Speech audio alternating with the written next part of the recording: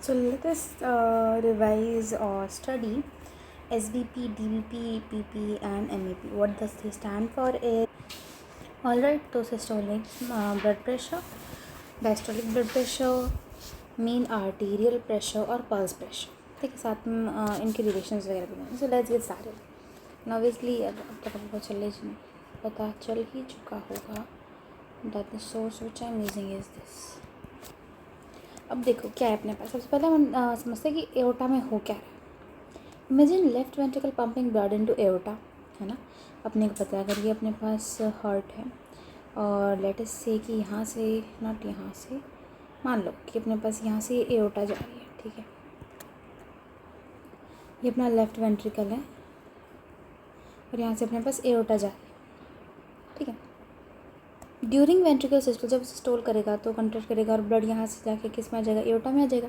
और एओर्टा का जो प्रेशर है वो राइज करने लग जाएगा और मैक्सिमम प्रेशर रीच हो जाएगा. सिस्टोल के टाइम पे, वेंट्रिकल सिस्टोल के टाइम पे जब मैक्सिमम प्रेशर रीच हो गया उसको हम क्या बोल रहे हैं, सिस्टोलिक ब्लड प्रेशर. ऑलराइट, अब बारी आती है, अब तक तो था इसका सिस्टोल. अब जब ये रिलैक्स करेगा डायस्टोल के फेज में तो यहाँ वॉल बंद हो जाएगी, no new blood entering aorta, जिसकी वजह से इसका प्रेशर ड्रॉप डाउन कर जाएगा और वो minimum pressure during ventricle diastole, it is the diastolic blood pressure. Done. तो क्या है अपने पास पल्स प्रेशर क्या है, systolic blood pressure minus diastolic blood pressure. मतलब जो चेंज है ना, जो चेंज पहले डायस्टोलिक ब्लड बीपी तो होता ही है हार्ट बीट के बाद, जब हार्ट कर रहा है मतलब what is the change in arterial pressure during one heart beat, उसको ही तो बोल रहे हैं पल्स प्रेशर. अब इसका एक रिलेशन ये वाला stroke volume divided by arterial compliance. जितना स्ट्रोक वॉल्यूम उतना ज़्यादा pulse pressure and inversely related to the arterial compliance. अब हम देखते हैं जो पल्स प्रेशर का रिलेशन है विद द आर्टेरियल इलास्टिसिटी. ठीक है, अगर एओर्टा इलास्टिक है तो सिस्टोल के टाइम पे ब्लड आएगा, एओर्टा एक्सपांड कर जाएगा, डायस्टोल के टाइम पे रिकॉइल के थ्रू वो अपना जो रिजर्वॉयर वाला ब्लड है वो फिर से सिस्टमिक सर्कुलेशन में दे देगी, है ना. इसको तो बोलते हैं वेन कैसल इफेक्ट. पर अगर हो गई स्टिफ, अगर हो गया एथेरोस्क्लेरोसिस, आर्टेरियोस्क्लेरोसिस, तो क्या हो जाएगा, एजिंग की वजह से ये रिकॉइल वाली पावर वीक हो जाएगी, दे बिकम स्टिफ, एक्सपांड नहीं कर पाएंगे प्रॉपरली, है ना. तो सिस्टोलिक ब्लड प्रेशर बढ़ जाएगा, क्योंकि सिस्टोल में ब्लड प्रेशर क्यों नहीं उतना पल्सेटाइलली इंक्रीज़ होता है, क्योंकि यही तो रिजर्वर का काम कर लेती है. ठीक है, सिस्टोलिक ब्लड प्रेशर बढ़ जाएगा, समझ में आ गया अपने को. और डायस्टोलिक का क्या होगा, रिकॉइल नहीं और रिजर्वर का काम नहीं करती, डायस्टोलिक में मेंटेन कौन करेगा ब्लड प्रेशर को, फॉल कर जाएगा. तो इससे बताओ पल्स प्रेशर क्या होगा, बढ़ जाएगा, है ना. अब देखते हैं मीन आर्टेरियल प्रेशर. एक तो अपने को इसका फॉर्मूला पता होना चाहिए, डैट इज़ सिस्टोलिक ब्लड, अच्छा सॉरी ऐसे लिखो, diastolic blood pressure plus 1/3 of the pulse pressure,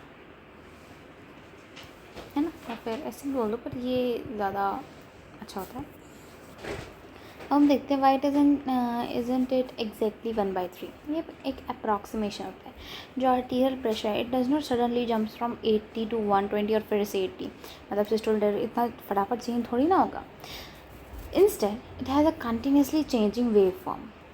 also the exact duration changes with the heart rate. For example, जब हार्ट रेट बढ़ रहा है तो डायस्टोल शॉर्टन्स कंसिडरेबली. ठीक है, हार्ट रेट बढ़ता जाएगा तो डायस्टोल छोटा होता जाएगा, है ना. और MAP moves somewhat closure towards the systolic value. क्यों डायस्टोल इतना कर नहीं पा रहा है ना, इसलिए. ये बहुत इंपॉर्टेंट क्वेश्चन है, ऐसे पूछते हैं कि MAP मैटर ही क्यों करता है. तो इसमें क्या है, it determines the pressure head. Think about blood flowing through an organ, blood needs a pressure difference to flow, है ना. ये आर्टरीज है, आर्टरीज से कैपिलरीज में और फिर कैपिलरीज से वेन्स में ब्लड क्यों फ्लो कर रहा है, due to the pressure difference. ठीक है, क्योंकि अपने को पता है कि flow is equals to delta P by resistance. And for systemic circulation mean arterial pressure is equals to cardiac output into TPR, मतलब टोटल पेरिफेरल रेजिस्टेंस। ये अपने को पता होना चाहिए फॉर्मूला, ठीक है। तो इट इज़ इम्पॉर्टेंट इसलिए, ठीक, कि इसका अपना लेना देना है किसके साथ, कि कितना अवेलेबल प्रेशर डिफरेंस है या प्रेशर हेड कितना है ब्लड को फ्लो करने की। प्रेशर हेड का मतलब क्या है? Imagine water flowing through a pipe. If you have high pressure at the beginning, low pressure at the end, water flows strongly. Similarly, arterial MAP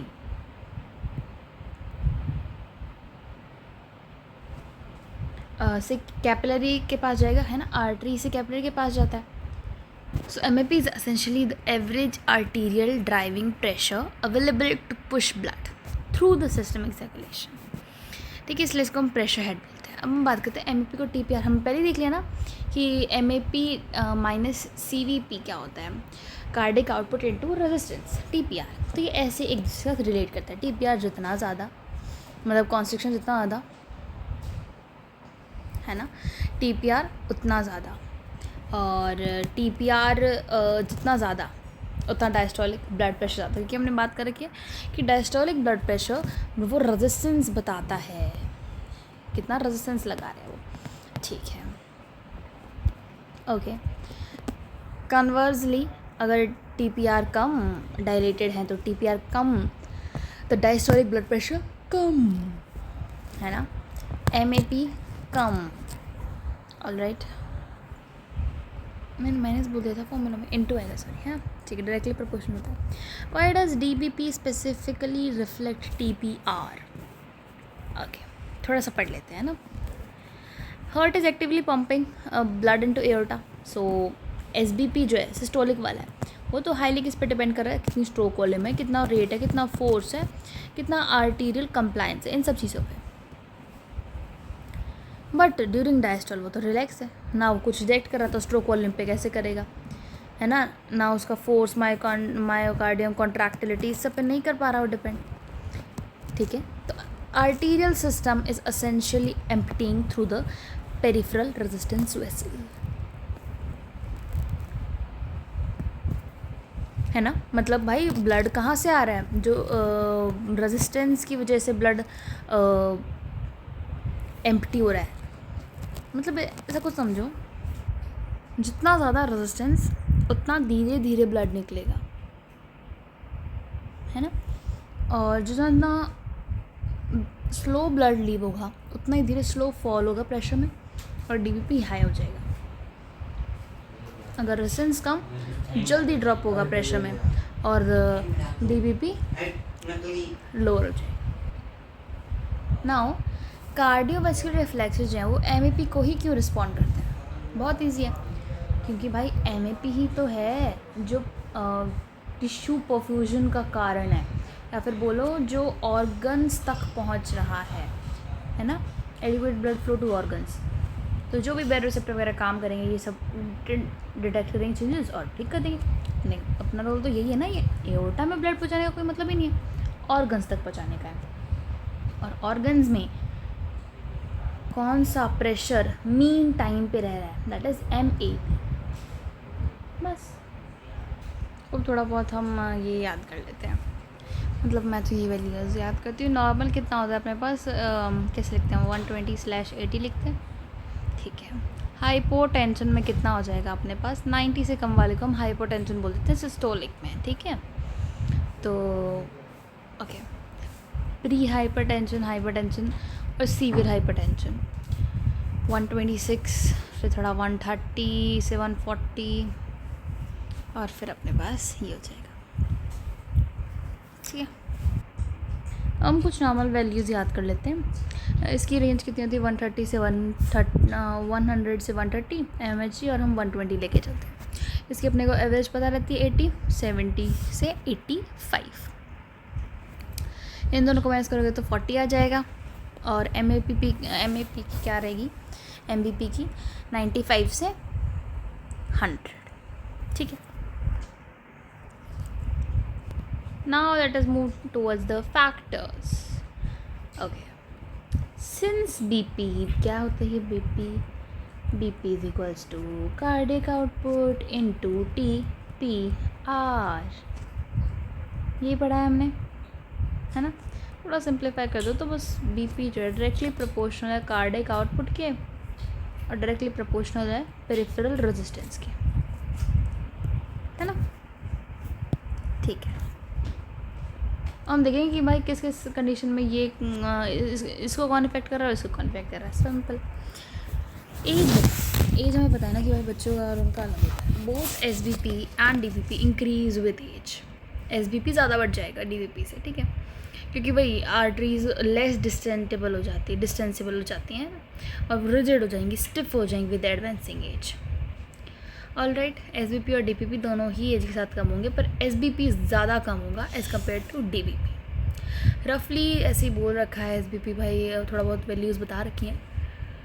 newborn की तो ऑब्वियसली बहुत कम होगा, फिर 15 डेज़, 30 डेज़, 12 ईयर्स और ऐसे करके. अच्छा सॉरी, SBP बढ़ेगा, दोनों बढ़ेंगे, पर ज़्यादा कौन बढ़ेगा? DBP. ऑलराइट, सॉरी स्टिफ हो रही है ना, तो ज़्यादा वो डिस्टेंसेबल तो स्ट्रेच तो होंगी नहीं. सॉरी करते रही हो. अब हम चलते हैं जेंडर पे, है ना? क्या बोल रही है?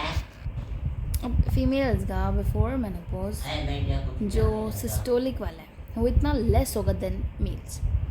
After menopause 4 to 5 more than the males. क्यों? क्योंकि एस्ट्रोजन जो होता है वो एथेरोस्क्लेरोसिस को प्रिवेंट करता है, और आफ्टर द मेनोपॉज क्या होगा? एस्ट्रोजन होगा नहीं, इसलिए उनको BP बढ़ जाएगा. Body build in obese individuals क्या होगा? Brachial arterial pressure gives high readings because more tissue between the cuff and the artery, है ना? बहुत ज़्यादा टिश्यू है आर्टरीज के बीच में. Some of the cuff pressure is gradually dissipated, therefore pressure obtained using the standard arm cuff are falsely high. क्योंकि क्या है, जितना ज़्यादा टिश्यू होगा उतना ज़्यादा BP बढ़ाना, प्रेशर बढ़ाना पड़ेगा उसको कंप्रेस करने के लिए, आर्टरी को कंप्रेस करने के लिए, है ना? इसीलिए BP किस में किया जाता है? Major popliteal artery. Sorry for the similar reasons BP recorded even in lying position from thigh and popliteal artery is higher. Okay, वो कुछ नहीं है, ये मतलब ये कि बस बीच में टिश्यू कितना आ रहा है उस पर डिपेंड करता है. तो स्टैंडर्ड वाला नहीं लगता है, और बीच वालों के लिए अलग से आता है ना, थोड़ा वो मतलब वाइड आता है और ऐसे आता है. In such condition accurate can be obtained with cuff wider than the standard. Climate, अगर हमने exposure to cold why hypothalamus क्या हो जाएगा? हाइपोथैलेमस क्या करा देगा? सिंपैथेटिक एक्टिवेट हो जाएगा, वेसोकंस्ट्रिक्शन करा देगा. हाइपोथैलेमस तो ग्लैंड, तो दोनों बढ़ जाएंगे, ठीक है. फिर be back to normal within 5 minutes after stoppage of exercise to sudden relaxation of muscles. अच्छा, वो अलग चला गया, चलो कहाँ चला गया? वो हम तो जाएगा तो वेजोडाइलेशन हो जाएगा और दोनों डिक्रीज जाएंगे. डायरनल वेरिएशन की मतलब दिन रात में क्या होता है, आवर्स में क्या होता है, ठीक है. तो ऐसे बोल रखा है कि SBP में देखा जाता है, ठीक है. तो आफ्टरनून में क्या है, पीक वैल्यूज़ होती हैं और lowest in the early hours, ठीक है. अब बात करते हैं एक्सरसाइज की. वही है, देखो, अगर माइल्ड एक्सरसाइज करनी है तो ट्रेंड वालों में तो कोई ऐसा खासा असर आएगा नहीं, पर अनट्रेंड वालों में प्रेशर बढ़ जाएगा, SBP, है ना, और diastole plus minus. Alright, SBP in moderate exercise, trend वालों में इतना खास फर्क नहीं पड़ेगा, अनट्रेंड में बढ़ जाएगा, DBP बढ़ जाएगा, ठीक है. और सीवियर में SBP ट्रेन वालों का बढ़ जाएगा. मतलब बहुत आसान सी टेबल है, बढ़ाना दिखाना है बस, और इसमें सिर्फ इसमें दिखाना है, सिंपल, और 5 मिनट में नॉर्मल आ जाएगा, ठीक है. Due to sudden relaxation of muscles, क्या बोल रखा है कि फिर मसल्स जब रिलैक्स हो जाएंगी, रिलैक्स होगी, रिलैक्सेशन की वजह से क्या हो जाएगा? वेजो डायलेशन, क्योंकि पहले मसल्स ऐसी थी तो आर्टरी को बहुत कम जगह मिली थी, अब मसल्स हो गई रिलैक्स तो आर्टरी डायलेट हो जाएगी, है ना. आर्टरी डायलेट होने की वजह से नॉर्मल. इनिशियल इंक्रीज़ क्यों है? क्योंकि सिंपैथेटिक नर्वस सिस्टम एक्टिव हो गया है, वैसे कंस्ट्रक्शन करा दिया उसने। अब बारी है इमोशंस, एक्साइटमेंट वगैरह में बढ़ जाता है अपना, ग्रीफ वगैरह में बीपी कम हो जाता है ना, इज इट? इसमें भी बढ़ा हुआ दिखा रखा है, fear worry, I don't know, पर हाँ एक्साइटमेंट वगैरह में तो ठीक है। ग्रेविटी की बात करें, अब क्या है, pressure in any vessel below the heart level is increased and that in the vessel above the heart level is decrease due to the effect of gravity, है ना? ठीक है, इससे नीचे नीचे जब हम जाएंगे तो क्या हो जाएगा, हार्ट प्रेशर इंक्रीज हो जाएगा। इसके ऊपर जाएंगे तो pressure, this is not the thing, ये देखो प्रेशर